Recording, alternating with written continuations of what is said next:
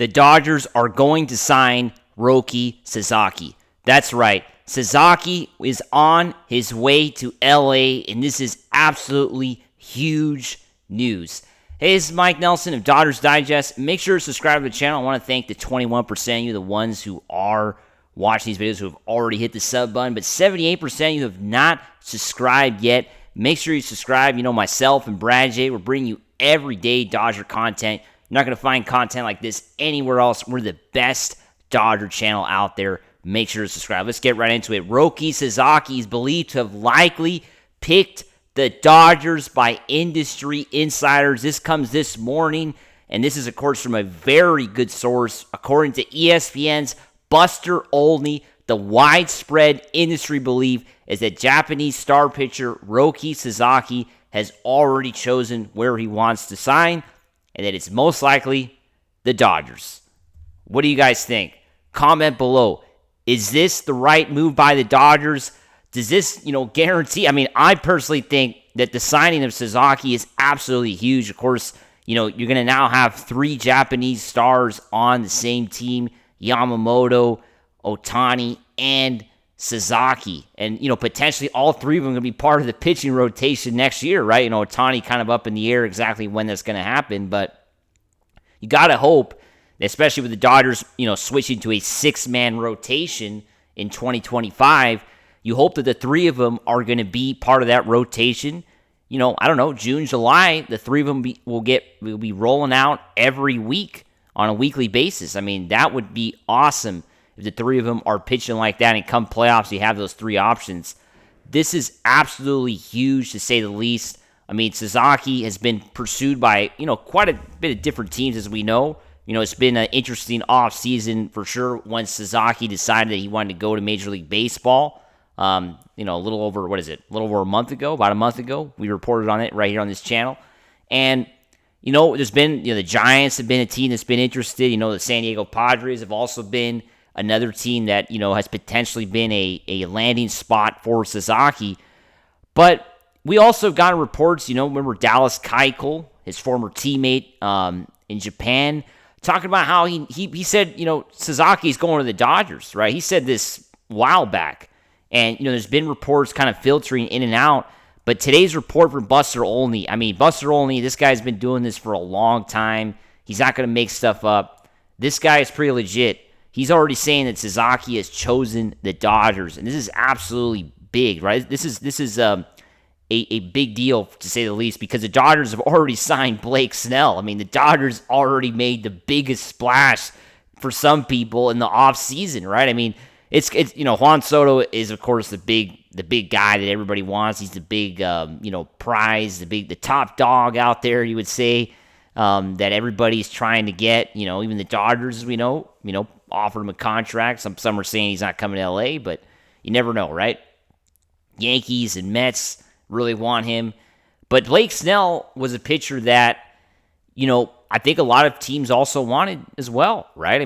Blake Snell, went to the World Series a few years back, and, look at the kind of year he had with the Giants in the second half of the year. It was absolutely amazing. 1.2 or so, whatever. Can't remember the exact numbers. Not good with math, but under 2 ERA basically in the second half of the year since July. Come on. That's just, it's crazy. And now he's on the Dodgers.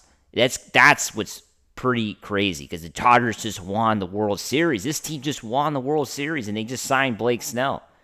And now they're on the brink of signing yet another star pitcher, right? This is another pitcher that is going to, incorporate himself to the Dodgers, it seems. And let's take a look, of course, at last year's stats that he had, or I would say not last year's, but in the last 4 years, a 2.10 ERA, almost 400 innings pitched.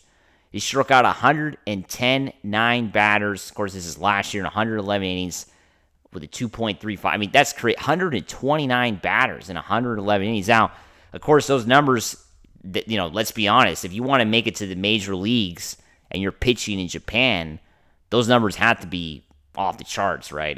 The Japanese league, as we know, is inferior in terms of talent to Major League Baseball. That's a given. Even Yamamoto, we know, struggled at first with the Dodgers. It was definitely an adjustment period.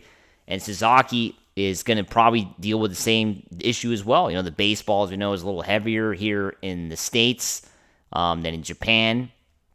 And that, of course, is a big, adjustment for a lot of these guys in terms of getting their velocity and all that. But Yamamoto, it's in some ways, I don't know what you guys think, but him being out for 3 months was kind of a benefit to him, I think, because of course he was injured. He kind of, in the end, it's never good to get hurt, but it ended up kind of being a blessing in disguise. He kind of recharged his batteries and came back in the stretch run, right? He didn't really pitch the full season.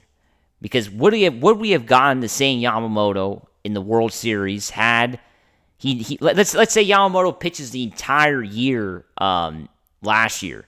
Do you really get the same Yamamoto come playoff time or come World Series time? I don't know.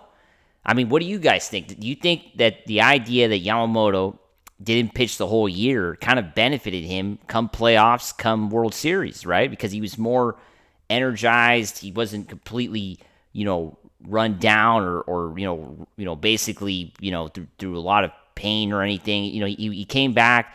The injury, was a setback, but he was healthy when he came back. It seemed like the Dodgers didn't really rush him back, which was also good. They didn't rush him back, and he was pretty healthy when he came back. And they, slowly kind of incorporated him, kind of, not throwing his arm out, limited innings at first. And then when the playoffs started, we got it was a healthy Yamamoto. I mean, that's the best I've ever seen him pitch. I've only seen him pitch 1 year, of course, but it was the best he could have possibly pitched, and that's why the Dodgers won the World Series. Now, Sasaki is the same situation, right? He's never pitched in the United States before. This is a completely different kind of game, right? It's another ball game out here, right? I mean, this is different. So the question is going to be, can Sasaki really last a full year without getting hurt, seriously hurt? You don't want him getting seriously hurt in the first year. And how do the Dodgers manage that, right? Because the Dodgers are going to probably have a 6-man rotation, right? It's looking like it. You got Snell, you got Glasnow, you got, of course, Ohtani, you have Yamamoto, and you also have, of course, Tony Gonsolin, and, of course, Clayton Kershaw, right? Those are the pitchers that you're going to probably have next year. Clayton Kershaw is not signed yet, but it looks like widespread belief is he's probably is going to sign with the Dodgers. Those would be your 6 guys. Buehler, Flaherty, probably on their way out, in my opinion, especially Jack Flaherty. I don't know if you guys saw on social media, he was asked about the Dodgers repeating, and basically his answer was, we all want to win. So it wasn't really, he didn't really say, yeah, I want to repeat with the Dodgers. So it looks like Jack Flaherty, I'm going to go on and say I think he's gone. And then Walker Buehler, I think, also could be on his way out. But Walker Buehler, still a shot that they do re-sign him. And there's a lot on the table. But Roki Sasaki is going to be a Dodger, and that's definitely great to hear. Make sure to subscribe, and let's go Dodgers. Woo!